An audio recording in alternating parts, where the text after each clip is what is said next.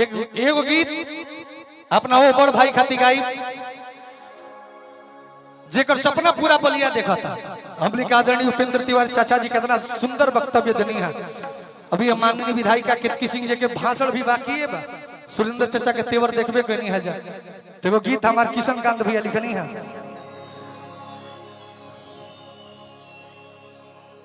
वो गीत भोज के भी कार्यक्रम बटे के दिल सब भैया प्रेम चौरसिया भैया भैया को प्रधान जी हाँ जी परिवार के बने सब आशीर्वाद कितना लोग के हम नाम नहीं बोल रहे ओकरा खातिर क्षमा चाहिए कहे कि समय के अभाव बा तब क्षमा करो हमरा भाई राहुल को से भी हमरा के बार-बार आदेश आवता कि मंच के खाली करावे के बा। हम छोट लड़का के करा के कहीं कि तू नीचे चल जा तू के करा के बैठल रह। ये अपन कार्यक्रम भाई अपना आनंद भैया खातिर जे समझदार बा वो हमने के अतिथि लोग जी लोग के छोड़ के सब कोई नीचे चल जाता बड़ा अच्छा रहे।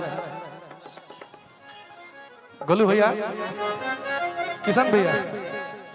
तंदी अरे किचे करना मामा के करे अरे कि पूरा बलिया पसंद हो जौन नामा के करे सनी भैया पूरा बलिया पसंद हो। अरे कि जवन नामा के करे अरे कि पूरा बलिया पसंद हो का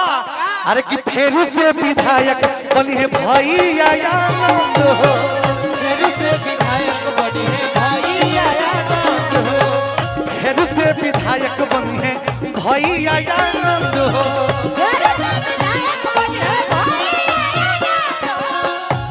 जौन नामा के करे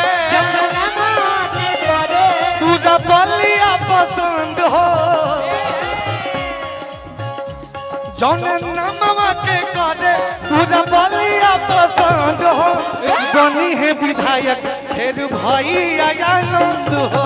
बनी है विधायक फिर भैया आनंद हो बनी है विधायक फिर भैया आनंद हो बनी है विधायक फिर भैया आनंद हो।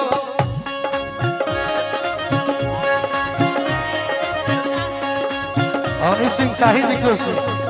भैया अमित सिंह जी को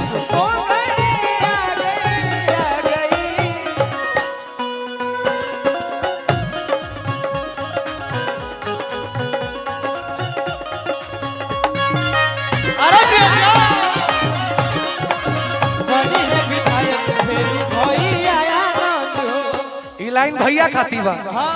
होली के हुड़दंग होता लेकिन यही में एक एक लाइन की समझे के भी बा। जनता के जानी मनी इहे भगवान हो जनता के जानी मनी इहे भगवान हो सबके करेले हमर भैया जी सम्मान हो सबके करेले हमर भैया जी सम्मान हो सबके करेले हमर भैया जी सम्मान हो। नेता होके हमरा अशोक भैया नो अरे तो बतावे के बा परिवार के सदस्य परिवार के सान आदरणीय अशोक भैया भैया की ओर से आशीर्वाद। जनता के जानी मन इहे भगवान हो इहे भगवान हो सबके करेले हमार भैया जी सम्मान हो सबके करेले हमार भैया जी सम्मान हो सबके करेले हमार भैया जी सम्मान हो। आनंद भैया एक लाइन हमारा सुन लीजिए। तोहरा ऐसन नेता तोहरा जैसन नेता पे बस सबके घमंड हो घमंड बानू अपना आनंद भैया को कितना लोग आनंद भैया खातिर एकदम जी जान लगा के आइल भैया सब है जीवे जान लगा के आइल बा तो कहा के पड़ी नो कि तोहरा ऐसन नेता पे बस सबके घमंड हो अरे कि बनी है विधायक फिर भैया आनंद हो बनी है विधायक फिर भैया आनंद हो बनी है विधायक फिर भैया आनंद हो बनी है विधायक फिर भैया आनंद हो। हनी सिंह शाही जी की ओर से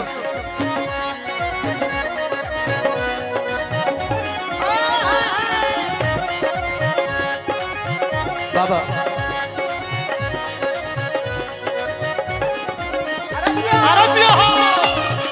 आनंद भैया जिंदाबाद। एजा जी लोग बैठल बा माननीय हमनी के सुरेंद्र चाचा जी लोग कहेला कि हां त अपन ओटवो खराब कर ले नेता तो चपलूस हो लेना एजा जब बात आवेला मान स्वाभिमान और अपना समर्थक खातिर तो एजा यहाँ के सम्मान स्वाभिमान ना देखले जौन अपन सर्व सम्मान लगावे वाला हमने के नेता आदरणीय सुरेंद्र सिंह चाचा जी उपेंद्र चाचा जी अब कार्यकर्ता खातिर जान देवे वाला ई लोग खातिर कहे के बा नेता नहीं हवे जनता के सेवक हो नेता नहीं हवे जनता के सेवक हो नेता नहीं हवे हवे जनता के सेवक हो नेता नहीं हवे जनता के सेवक हो नेता नहीं हवे हवे जनता के सेवक हो इनका ऊपर बाटे सबका के हक हो इनका प्यार बाटे सबके इनके प्यार बाटे सबके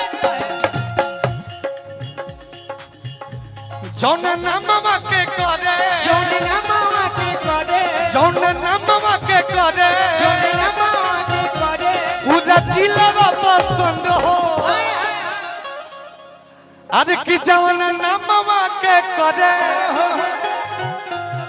कि पूरा बलिया पसंद हो ए गोलू भैया अरे कि बनी है विधायक फिर भैया आनंद हो बनी है विधायक तेरी भैया आनंद हो बनी है विधायक फिर भैया आनंद हो रविश भैया बनी है विधायक तेरी भैया आनंद हो बनी है विधायक फिर भैया आनंद।